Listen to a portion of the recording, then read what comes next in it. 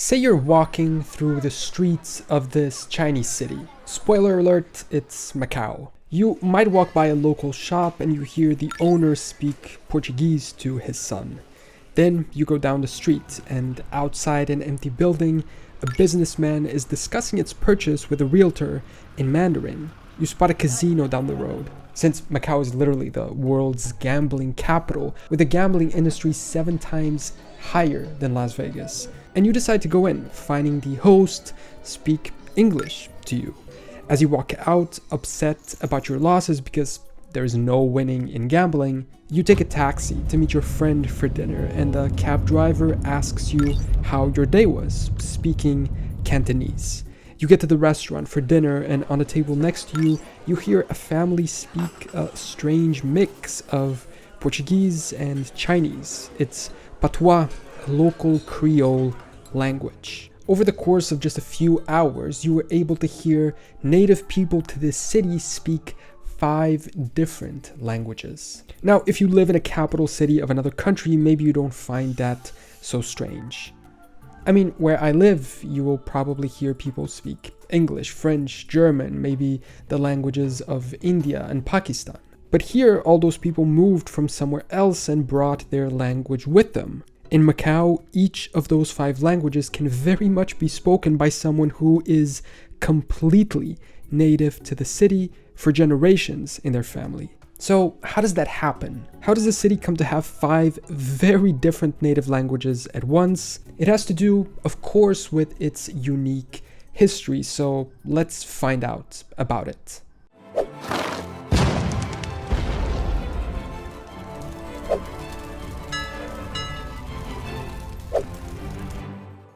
I think the best way to do this is just to go through the history of Macau. Keep in mind, I don't know the answer to this yet. I just found out about this fun language fact connected to the city a while ago, so I'll be learning along as you do when we watch this. My logic is that if 5 different languages are spoken, they must have been introduced at some point throughout time. So let's start at the beginning of the city's history. Well, maybe the very start of human presence there isn't that relevant. There's records of human presence dating around 6,000 years back, but the linguistic relevance begins during the Chinese Imperial Incorporation. By the year of 200 BC, the area became a part of the Guangdong province of the Qin dynasty, not to be confused with the Qing, which was the last dynasty of China thousands of years later. By 200 AD, the dynasty had switched to the Han. But Mandarin didn't exist yet. Old Classical Chinese was the administrative language, and regional forms of early Southern Chinese speech were starting to be used. By the 5th century, merchant ships from Southeast Asia began using Macau's coast as a resupply point, bringing occasional traders, speaking lively forms of Proto-Hokkien, Malay, and other dialects, which of course came to influence the local speech. And during the next centuries, the city had its most significant linguistic development in a consolidation of Proto-Cantonese as the dominant spoken language. It was born out of the local old speech, mixed in with some classical Chinese and loaning words and expressions from those that arrived from the rest of South Asia. Written communication continued to follow the classic Chinese tradition because they did belong to the Empire of China, which was ruled from the north. But spoken Cantonese became the foundation of a local identity, rooted in the coastal nature of Guangdong and especially Macau itself. And the mention of Guangdong, the bigger province to which Macau belongs, is important because Cantonese developed and is spoken there. It's not the language of the city alone, it's the language of this part of southern China. And as time went on, a lot of historical events led to people from the larger region to migrate to Macau specifically. And this reinforced the usage of Cantonese there, like in 1277 when around 50,000 refugees fled the Mongol conquest that was coming from the north, adding demographic weight to Cantonese speakers. During the Ming dynasty, between 1368 and 1644, more migrants from Guangdong and even the Fujian province arrived, some speaking Hokkien, but integral maritime communities spoke Cantonese. Again, this reinforced that linguistic dominance. So from very early on, we can say that Cantonese was the first language of Macau, at least from the 14th century onwards. It holds the role continuously to today, making it the oldest of Macau's 5 languages. Now, 2025 is almost over, and maybe if you're like me, you're a little bit falling into the same trap over again, waiting for January 1st to start something new or learn a new skill. But here's the truth, you don't need to wait for the new year to make a new start. AI was one of the most in-demand skills of 2025 according to the World Economic Forum, yet most of us didn't learn it, and that puts us at risk. Not just at falling behind, but also being replaced. But you still have 45 days to get started on learning and step into 2026 as a more skilled, smarter, and employable individual. So let me tell you about the 2-day live AI Mastermind training by Outskill, the world's first AI-focused educational platform. It happens this Saturday and Sunday at 10 a.m. to 7 p.m. EST on both days. And the timing is perfect because they have their year-end holiday offer going on, so you can get it absolutely for free instead of the usual $3.95. Outskill is rated 4.9 out of 5 on Trustpilot, and this 16-hour live experience by them has been attended by more than 10 million worldwide professionals like you. And it is mentored directly by professionals from companies like Microsoft or Nvidia. And the best part? The training is not just about learning tools, it's about changing the way you work. You're going to learn how to use AI to simplify your tasks, build agents that plan, create, and automate some of your workflows, design automations that connect tools like Sheets, Notion, and CRMs to save hours of work. So this Christmas, maybe gift the opportunity to someone you think could benefit from learning AI, and they will get a prompt Bible, a roadmap to monetize AI, and a personalized AI toolkit. Seats are limited, so grab yours through the link in the description. And this is a good moment to make a joke, because knock knock, who's there? It's the Portuguese. Starting in 1513, when Jorge Alvares reached the Pearl River Delta, Portuguese navigators began pushing into the region. Explorers like Rafael Perestrelo traded briefly in Guangzhou by 1516, and Tomé Pires led a formal embassy in 1521, although it ended in rejection at first. Multiple confrontations followed, like the Battle of Tunmen in 1521 precisely, and the Sincuan Battle in 1522, as Ming forces repelled Portuguese attempts to force trade with the locals. But the trade pressure endured. The Portuguese were new to the region, and they were establishing a strong commercial presence in Indonesia and Japan even, and of course, they wanted to do the same in China. By 1549, relations had improved enough for the Portuguese to operate out of Shangwan and Lampacao, the islands. In 1554, an informal understanding opened space for regulated trade, and finally, in 1557, Portugal successfully established a permanent settlement in what is now Macau, paying an annual rent of 500 taels of silver. And this is the moment that Portuguese first becomes a local language. Spoken at first only by a few hundred Portuguese sailors, merchants, and clergy, it coexisted with Cantonese. Chinese residents continue to speak that, Cantonese. Portuguese became only the language of administration, external commerce, and Catholic churches, at least at first. As missionaries converted the locals, they did so in either Latin or Portuguese and taught the language to those new Christian locals.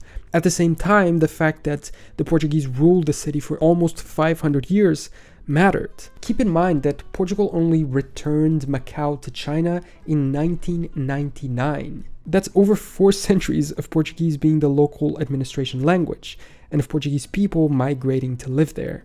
You still have remnants of Portuguese monuments, street names. It's really interesting, and it makes Macau a unique city within China. So now we have Cantonese and Portuguese as the 2 main languages of the city. And it's precisely through the permanence of the Portuguese that a third one would appear too, Patuá. It started being a thing in around the 1600s as a creole language, which, if I understand it correctly, is essentially a concept of 2 languages mixing together to create a third one that is kind of the product of those two. Because few European women arrived, Portuguese settlers often intermarried with local Chinese women, and their children grew up between the two worlds. Their fathers, Portuguese, dominated church and trade, and their mothers, Cantonese, shaped daily speech. Plus, on top of that, Asian maritime networks introduced more Malay influences from Macau's link to Malacca, which was also conquered by Portugal in 1511. By the early 17th century, this mixed speech stabilized into Macanese Patuá, a Portuguese-based creole, enriched by the Cantonese structure and vocabulary from Malay, plus also Sinhalese, later Spanish, even snippets of English that came from other passing traders. And so around 1600, Macau becomes home to three languages. Cantonese, the foundation of their local identity; Portuguese, the colonial and trading and religious voice; and Patuá, spoken in mixed households. It's actually the first language and the only one that is unique to Macau alone. The next period was that of the Iberian Union for Portugal. The Portuguese and Spanish crowns were ruled together by Philip II of Spain, and during this time, Macau flourished economically. Trade between China and Japan, China and Goa, and across the Pacific to Spanish Manila brought vast profits. In 1587, Philip elevated Macau from a settlement to a city. Catholic institutions grew very fast, and Jesuits and Dominicans founded churches and schools. Portuguese and Latin became entrenched in formal education and church life. Macau was actually a key settlement for the plans of Spanish colonization. I did a whole video about this. They had a pretty crazy plan to conquer all of China as they had done in America, and Macau was sort of the starting point for that conquest process. But anyway, despite this, Cantonese remained overwhelmingly dominant among the local population. The Portuguese never numbered more than around 1,200 in a population of roughly 26,000 people by 1640. And just when Portugal regained its full independence from Spain, that same year, their influence in East Asia started to fade.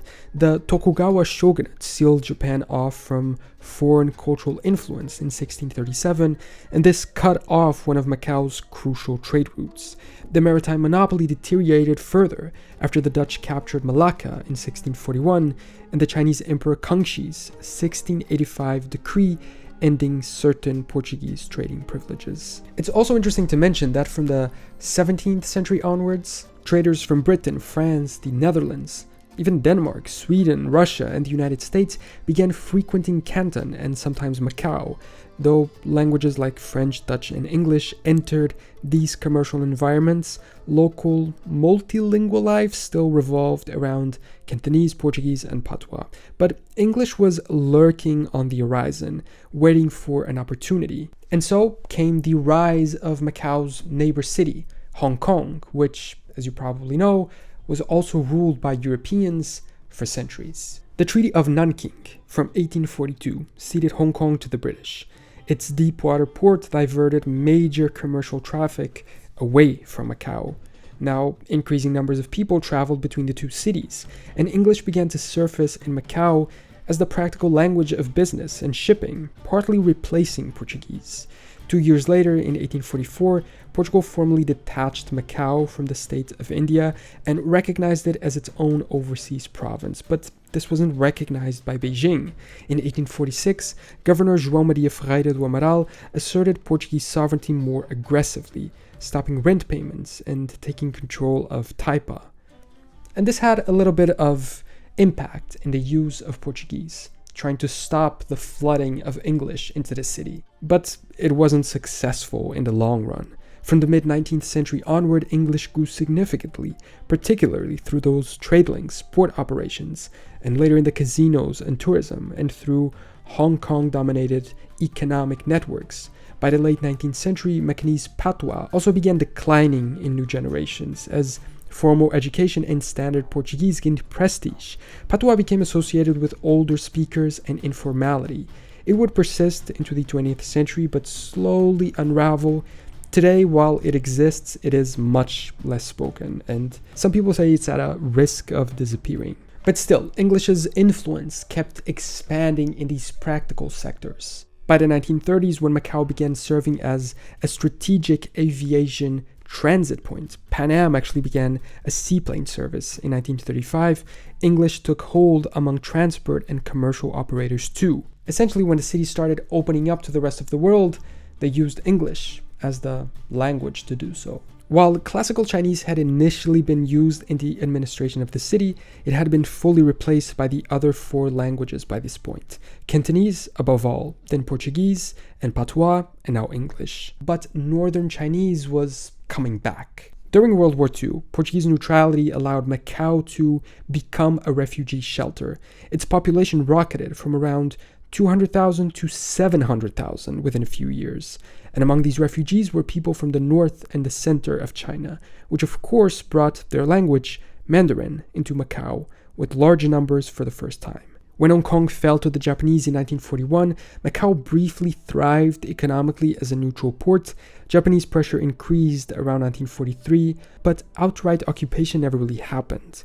After the war, when the People's Republic of China was founded in 1949, Beijing immediately declared the old treaties with Portugal to be invalid, but there were some practical arrangements which delayed changes to Macau's status. But this didn't mean that Mandarin wouldn't keep growing more influential. But English wasn't giving up, because a couple decades later, as the casino sector started blowing up in the city, English just exploded. Following Portugal's revolution in 1974, decolonization became the official policy, so negotiations with China intensified. In 1979, formal relations were established, and Macau was officially recognized as Chinese territory under Portuguese administration, to be returned to the Chinese by the end of the millennium, but retaining autonomy and guaranteeing Portuguese's survival as a co-official language. And so on December of 1999, Macau was officially returned to China. And since then, as China took back control, Mandarin has become increasingly spoken and important in the city, but the other languages remain in some dimension or another. As you walk through modern Macau, you're still going to cross centuries in a few seconds. You're going to hear Cantonese bargaining at the market, the voice of the local fishermen since 1152. You're going to read Portuguese legal text in the courthouse, which is unchanged since 1557. You can listen for English in any casino that probably wouldn't be there without Hong Kong, and you can catch Mandarin from mainland visitors, echoing those migration movements since 1949. And if you're lucky, you can hear a bit of Patuá too, making Macau a city that is maybe unlike any other, having not 1, not 2, not 3, but 5 native languages to call their own. Thank you so much for watching this video, and I will see you next time for more general knowledge.